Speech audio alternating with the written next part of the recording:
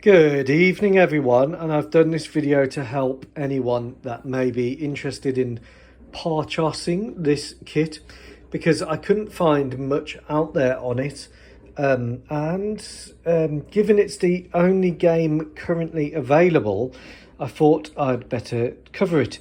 Now, Kinetic is rumoured to be releasing a 1 in 72nd C-17A. However, many kinetic projects take years to actually occur, and the price is going to be very high. So I decided to bite the bullet and finish my Air Force this year. To do it properly, when I set out to build my What If Air Force, I set out to have everything in 1 in 72nd, and the C-17 is pretty much a very important part of the fleet. So rather than saying, oh yeah, I've got a C-17, I decided to bite the bullet, go large, commit economic suicide, and to buy the Anigrand kit. Now, the Anigrand kit is really nice actually. It comes in a quite small box, to be fair, and the price of this will remain a state secret.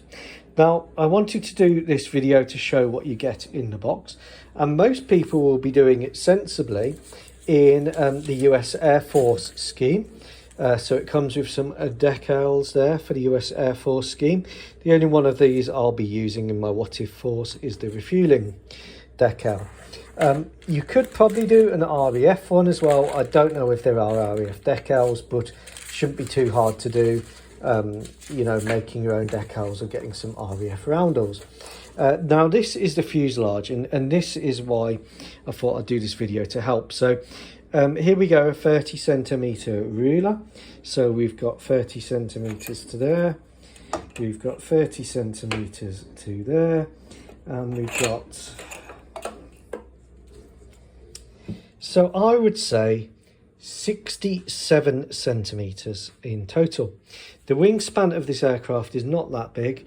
We're looking at about 30 centimeters, and the fuselage, as you can see, is probably around 15 centimeters max. So it is a big aircraft. It is bigger than the A400M. I've done a comparison on that. A lot bigger than the Hercules. I think in terms of size, you have to go to the C5 Galaxy, then the Antonov AN124 to get bigger than this. So the kit comes with these two fuselage pieces on each side. They need some trimming and some filing because the edges are a little bit rough, and these ribs here need taking off carefully without cutting the resin. Now, various modelers on the internet have said, oh, the wing is 6 scale foot to forward. I'm not bothered about that. I'm just going to build it as it is because I can't modify that in all honesty. It's beyond me as a modeler. Now, the one bit I will be modifying is these ribs on the radome. These are way out of scale if you look at the actual C-17, so that should just be a job of filing those down, because it does look a lot smoother than that in reality. Now, I've never flown a C-17 or flown on one, but that just looks a bit wrong. Other than that, other people have commented on the nose profile being wrong. Again, modifying this is beyond me. This is lovely thick resin, and it is really well cast. Like really well cast. I'm very impressed with the casting, so I won't be modifying that. Then you get the two sponsons here for the wheels. You get the two tails, one for each side, and the wings are two-part construction. Now, if I take these wings and put on a light in there, if I take the top piece of the wing and I take it to the Boeing E3 Sentry, you can see that it is slightly longer than the E3 Sentry, but obviously the fuselage is a lot thicker. It's still a lot smaller than the Type 212 in 1 in 72nd scale, so the submarine still has it on the size front. Now, back to the kit. So the wings are nice two-piece castings. They look absolutely brilliant. They need some trimming and then they should fit together nicely. And the last piece, look at the tailplane. I mean, this is just like huge. I mean, you could probably take a couple of those and build some wings. I mean, this is on the G550, but look at that. I mean, that's a huge tailplane. Look at that against the E3 Sentry. Obviously, it needs a big tailplane because it's a big aircraft. So that's that. And then what you get is the instructions. So the instructions tell you to paint the aircraft grey, and then paint these few bits different colours. And in terms of building it, there is like literally, these are the instructions. So very simple to build, as long as it all goes to plan. And the resin looks really good. It looks bubble free. I'm very impressed by the resin.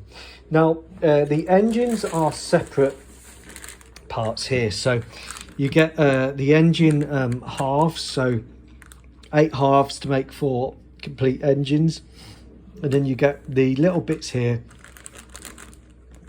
compressor blades or fan blades. They're fan blades, aren't they? Compressors behind it, I think. And then you get the flappy things underneath, some undercarriage leggy things, and the canopy, which is here, which is a clear canopy. And that is pretty much it. I don't think you get seats, or you might get seats because there's a cockpit instrument panel. So yeah, let's hope you get some seats. I can't see any. Oh yes, you get some seats. So that's really good. So in terms of this model, a lot of the criticism on the internet was that it doesn't come with a cockpit. So it looks like it now does come with a cockpit, and that's excellent because you don't have to scratch build it. Now I love this kit. This is must start kit. The C-17 for my What If Air Force is a backbone. My What If Air Force will be flying 9 of these. They were going to give them back to the Americans, but after persuasion from viewers, thank you Bad Lieutenant 58 and John Woodall, I will be keeping this in the fleet, 9 of these.